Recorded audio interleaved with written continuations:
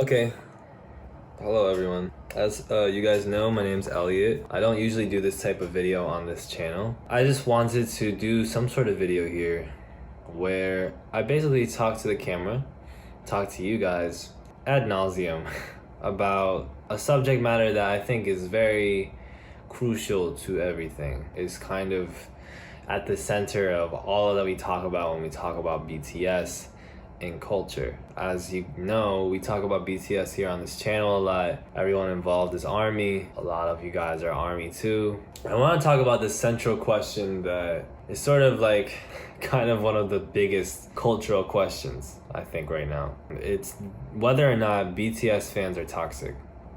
Are BTS fans toxic? To answer that, I think would require a level of knowledge that nobody is privy to. So spoiler alert, my answer is it's complicated and it's kind of a funny question. But to actually have the conversation, I want to extrapolate some things first about my experience. So I'm in ARMY. July 2019 was about when I really got started. The way that I got started in ARMY was because as a journalist who was covering music, a publication that I was writing for was interested in more international hip-hop coverage. I love hip-hop music, I've always loved it, and for this publication, I figured maybe Asian hip-hop artists would be something for me to cover because I am Asian. When I had found BTS months prior, I hadn't really had that much knowledge about them, but I knew that they had a member named Rap Monster, who I later would know as RM, since he had changed his name actually years before. I didn't know that at the time. I knew about their pop records, I knew about Fake Love, and I knew about Idol, which is a record I had found in my YouTube recommended months prior, and fell in love kind of, thought it was so sick, and then was just like, I gotta get into this more. So the publication offered me the perfect opportunity to write about them. Fast forward, I wrote about them. I wrote an article about RM. It did really well. I mean, it was bananas. It got 70K likes. One of the posts on Twitter, just one of them. I had never seen anything close to that kind of reception for anything I ever did before. So of course, this question of clout and this question of engagement is something that comes up a lot when we talk about BTS and when we talk about BTS fandom.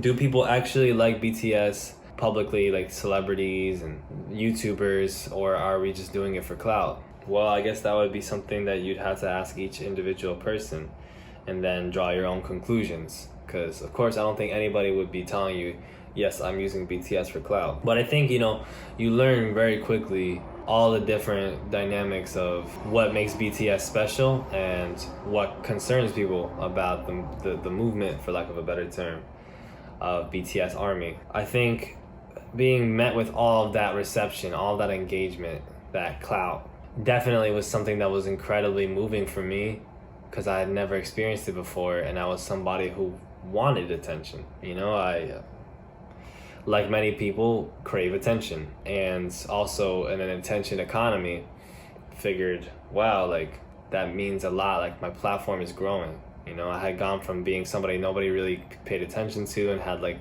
a couple hundred followers to like having 1,000 and then multiple thousand as things kept going, and then eventually I reached 25,000 followers on Twitter before I deactivated. And I had experience like firsthand of what it is like to be a new fan of BTS, to be, a journalist or a public figure getting into BTS, engaging with BTS ARMY, being praised by BTS ARMY, who will, we will offer tons of praise. I speak now as a member of the fandom. We will praise to hell anybody we feel like is doing really well by the boys, by BTS. So I experienced that, and then I experienced the other side quickly. I want to really emphasize that I know the toxicity, right? Like, I've experienced it.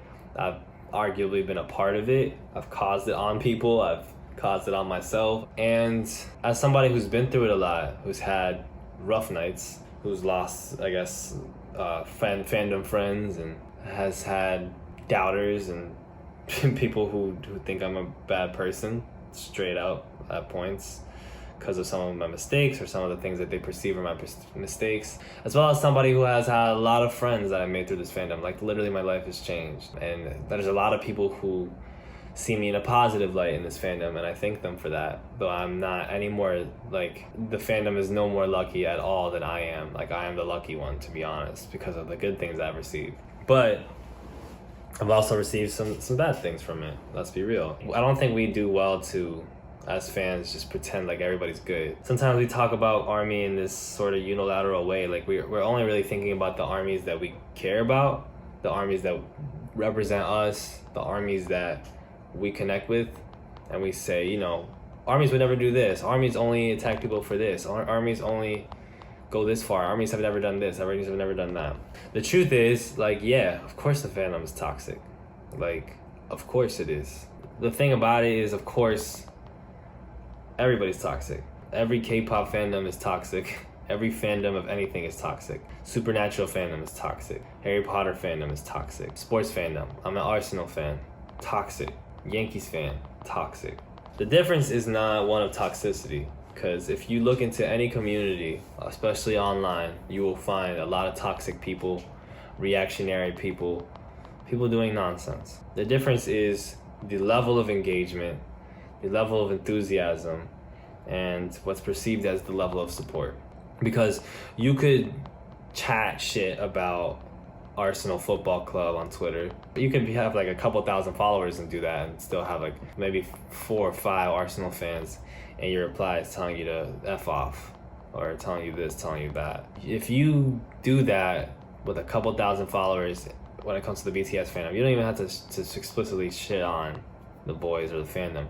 You could literally say a point that is not popular within the fandom, that's perceived to be toxic within the fandom, that's perceived to be problematic within the fandom. Like, BTS are overly westernizing, whatever. Or armies don't care about this. Armies are problematic because of this. And you'll have sometimes thousands. Like, sometimes you'll have hundreds. Sometimes you'll have over 1,000 people in your replies. As long as the tweet is like picked up by the big accounts on Twitter, you'll get hit. And, you know, a lot of times motherfuckers, I'm not gonna say people deserve it, because nobody deserves some of the things, like the small things. Really, I think the percentage of the things that get said. Nobody deserves to get death threats. Some people in the fandom send death threats. Nothing like a letter, but like literally like, you know, just a reply, oh, KYS, whatever. Nobody deserves that. Nobody deserves to be doxxed, which doesn't really happen that often. I'm honestly, like, on ARMY Twitter. I used to be on ARMY Twitter all the time. You never hear about people getting doxxed. You hear people say, oh, armies doxed me, and then they wouldn't provide any proof because it was flaky, you know? Not to say that it doesn't happen, it's just not that often. You know, some of the shit is just way too harsh, way too over the top. But the bigger point is not, again, that BTS fans are super toxic. I think that BTS fans are just the only motherfuckers in the world that go this hard about something. You know what I mean? It's very rare that you have any communities or groups of people that go super hard about something and are so insular and so discursive about it while simultaneously going so hard. It's just way too much. Honestly, like, there's just so much going on and there's so much talking points and so much discourse. It's just way too much to keep up with. And so there's a million different things happening all the time. The lines are always blurry. Sometimes people clearly cross it. Sometimes people are on the middle. Things are not so black and white. You have to understand that what's going on with BTS is something that's super fucking deep, and people don't treat it like that yet because people just see BTS as like this K-pop group that are getting popular, and they're like they're like the most popular pop group in the world. They're a boy band, yeah, but like, it's really deep.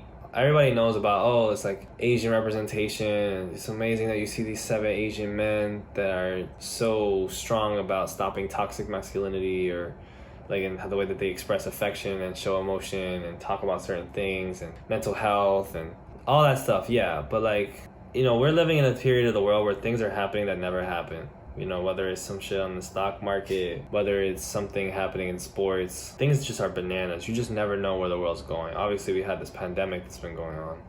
This pandemic, imagine this, like picturing something like this in 2014, you know, you just would never imagine it. And BTS are one of those things, like, you just would never imagine this would happen. In 2014, a K-pop group that people would know about would just be like 2% of Americans would know, like, oh yeah, Big Bang, isn't that you know, oh yeah, this group, oh yeah, Gigi, you know, SNSD I should say, I guess, 21, whatever. You go to middle school in like a middle class area in America, and you'll have like 5% of the school population would like know a little bit about K-pop and be like, oh yeah, or like you have some diehards, right? Had a friend growing up was super into K-pop. Well, but BTS aren't K-pop. BTS are their own thing. You know, you don't see K-pop groups endure like this. You don't see K-pop groups make songs that are with this kind of messaging, whether or not you fucking like the English language songs or not. Like the song like Disease that came out literally this past like winter is something you never hear any pop group make, any pop artist make. And BTS made it, and they're Korean. It's a popular song. They're the most popular artists in the world doing stuff like that. It's just not precedented. And we get all into these conversations of like, oh, what's sus, what's problematic, and try to categorize things. What's problematic, what's great. I tire of it. I think it's tiring to try to categorize everything.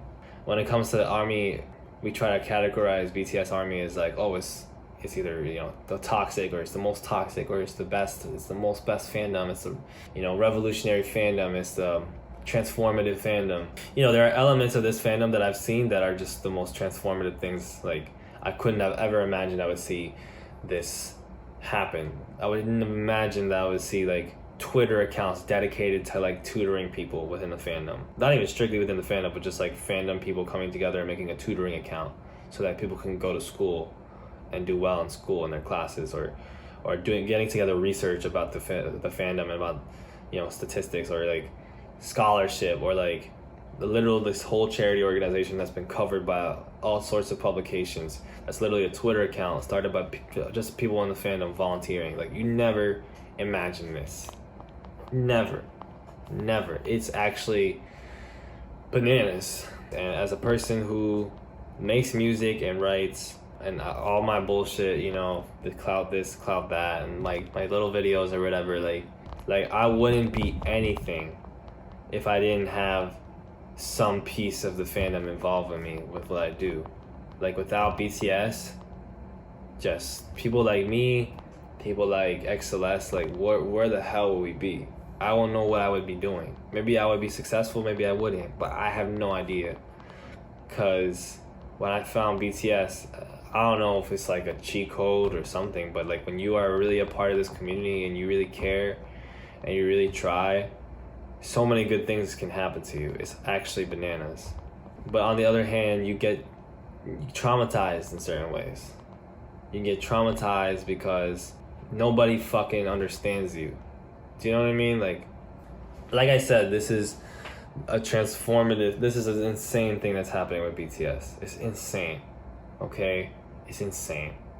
We just have to say it for what it is. Not to use a word like insane that has ableist connotations, you know. It's bananas. If there were all these, you know, absolutely outrageous things happening, like this BTS story would be confusing everyone. Like, people would be like, what is going on? But because we're so desensitized now to like gigantic things, I guess we don't think about it. But because it's such a bananas, outrageous thing that's happening with how popular, like when I tell you that they're going to be one of the most popular acts in human history, like people were gonna laugh, but people laughed when I said they were gonna be one of the biggest pop artists in the world.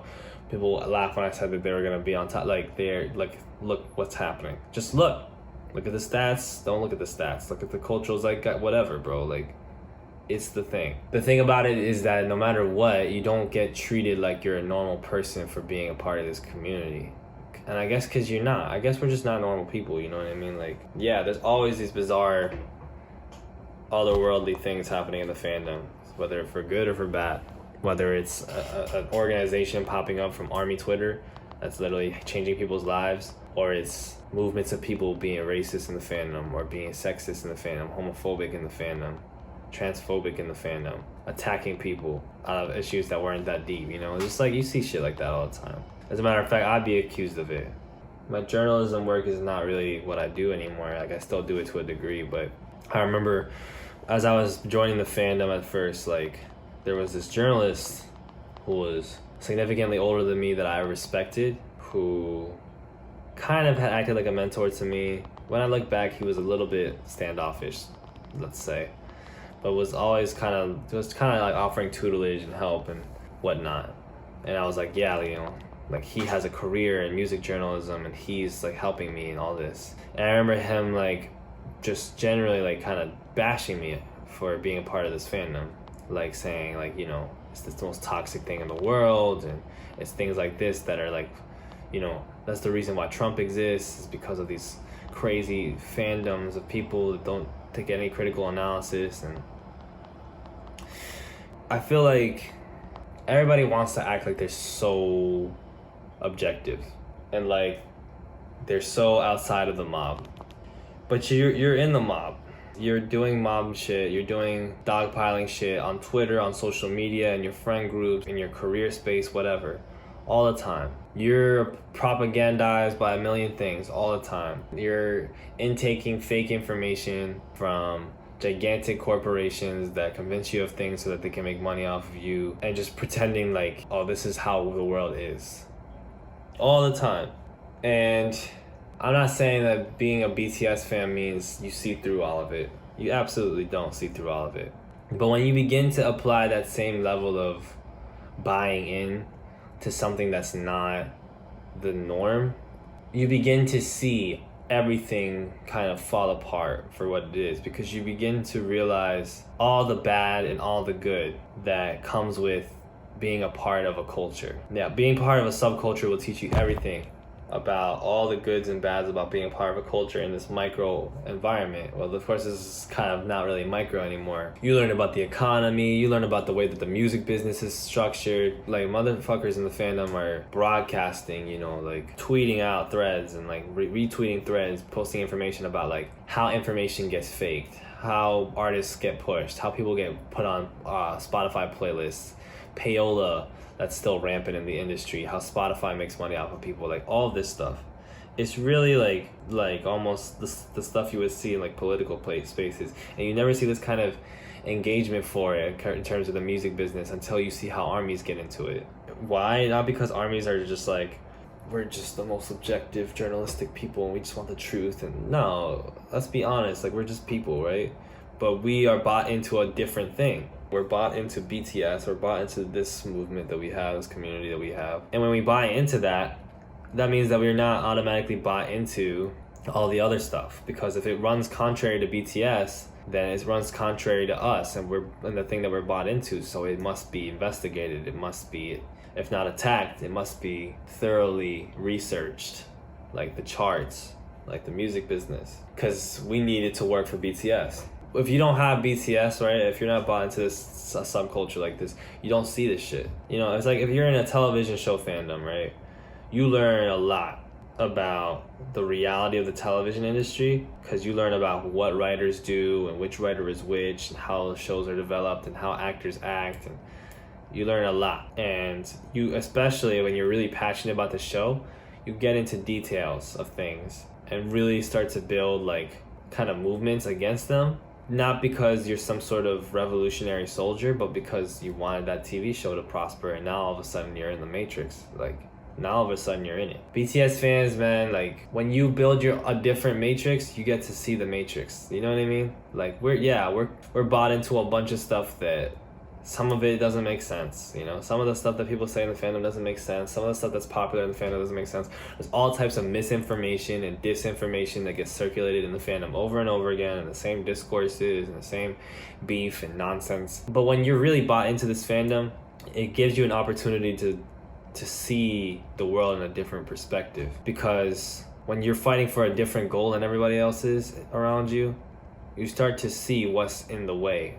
You start to see what's fair and what's not fair. And when you see it, it's part of what tells you like how wild it is. Because prior to BTS, you don't get artists that just come out of a different foreign market and dominate in the West without getting major playlisting, without getting radio, without having to do songs in English before 2020. And even still, 3 songs in English, that's it, basically. And all this stuff that happens with BTS, like, it doesn't happen. And the reason I can tell you this is partially because of my experience as a BTS fan. I feel like you pick up on a lot of like who's real and who's fake, and like who's in a good place and who's in a bad place, who's faking the funk and telling people that they're on top of stuff and who's not, because your goals are so different. You care about this group succeeding.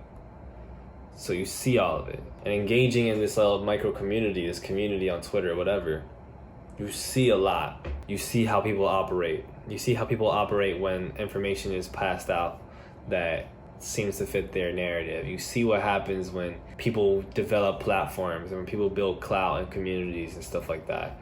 You see what happens when people come into the fandom, clearly have an agenda that they want to push to build something for themselves, to make themselves look good, how they can become a fucking hero, like a celebrity in a community in a short period of time, just because they were following radio numbers, or because they're a journalist, or because they stream, they broadcast live streams for free on like a website, and all of a sudden they got 100,000 followers. You see this happen. You know, you can say what you want about me and stuff, and I completely understand people having hesitation with me because, like, oh, he's profiting off of this and that. But if I wanted to, seeing how people get this clout on BTS Twitter and in the ARMY world, like, I could be 500,000 subscribers deep if I was really interested in just clout and not, like, trying to be valuable, trying to make videos that I like, you know? Because you could do it tomorrow. I often joke with people, like, I could tell you how to make a tweet go viral on ARMY Twitter tomorrow. Just type it up right now. I'll freestyle it off the top of my head. That's real. It's real because when you have this much engagement, this much enthusiasm, this much focus, hyper focus almost. Some people say obsession. Some of y'all are obsessed. A lot of us are not obsessed. A lot of us have day jobs where we do actually really well. A lot of us don't do well in our jobs. A lot of us are not employed, which is fine also. So a lot of us are students, people from all over the world. People have all types of lives. People in all types of relationships, touching all types of grass in the fandom, okay? And there's also people who don't have a lot going on, and you can tell. So I say it's complicated because there's just a reality. Like, you want so badly to say, like, oh, BTS fans are toxic. BTS fans are not toxic. I guess it depends on how you define it, right? Like, if the existence of toxicity with such engagement is what constitutes toxicity for you, despite whatever the good people are doing, then sure, it's toxic. It's the most toxic thing in the world, fine. For me, you could get, just as many things that you can find that are actually horrible, you'll find things that are actually benevolent, like things that are actually beautiful, get like the same amount of engagement. And you can't say that. It's rare that you see positivity get a lot of likes and retweets. And BTS Twitter, you see that all the time. Just positivity. Just, I hope you have a great day. Namjoon loves you, and just get thousands of likes. You don't get that in this world where everybody's so jaded that you just need to be as negative as possible in order to gain attention half the time. As you can see, it's a complicated subject, and I'm certainly no moral arbiter over it. I honestly get tired of talking about BTS sometimes because I just want to be a fan, and I just want to not be in that limelight. I don't want to be big on ARMY Twitter, It's exhausting. It can be quite exhausting. It can be quite tiring. It can mess with your head a lot because, yeah, you see a lot of great stuff. Sometimes the great stuff messes with your head. Sometimes you get too confident because people hype you up too much. And sometimes the negativity swallows you whole. And you just end up an empty husk of yourself. I feel like people always want these simple answers to things. Say this, say that. And there's a lot of things that are simple in life, but the categorization of a group of people is never that. And especially when it's a group of people that is millions of people. So why bother talking about it? Well, there are people on Twitter, on YouTube and on Twitter and on Reddit and whatever, who will literally get millions of views and likes and subscribers doing absolutely whatever they want, just as long as it looks like it's getting at BTS fans, K-pop fans or whatever. Because when people talk about K-pop fans, they're really talking about us. They don't know who these other folks are half the time. You could say anything about a BTS song. True, untrue, fair, unfair. And as long as you make it look like the stans are attacking you, everybody will just praise you for it. Because there's just millions of people convinced that like BTS fans are so toxic and they need to be put in their place. And they'll find that release anywhere. And it could be you, and you could be feeling yourself right now. Like, oh, look at me, I got all this engagement and all these people telling me that I'm so cool off of this BTS shit. But you're just like me. You're worse. But you're just like anybody on Army Twitter that has 100,000 followers, just using BTS for a following. And not being cognizant of that will put you in your place. Because what's gonna be apparent is if you don't deliver on that hate on BTS thing that everybody is so into, you might not be as popular as you think you are. Now, for certain creators, like I've made a video about D'Angelo Wallace that a lot of people have seen. He doesn't need to talk about BTS in order to get clout. And I always say that a lot, I'll go, he's doing this for clout. To a degree, it's true. I mean, this man is making thousands of dollars easily off of a video talking about how a BTS song is bad and how the stands are gonna attack him. Just go look for yourself. It's very simple, this plan. And that's the thing, is like, okay, you don't need to use it to build your career up. D'Angelo Wallace has all this other stuff going on. But anytime he wants, when he doesn't have as many ideas for a video, or he wants to just say a hot take and not have to like do super heavy research, he could just be like, let me have an opinion on a BTS song that is a negative opinion and station myself as like the fair arbiter. Oh yeah, like I'm just a regular person and look, all these stands are attacking me. And you guys will buy into it every single time. Every single time. You know why? Because you're just like us.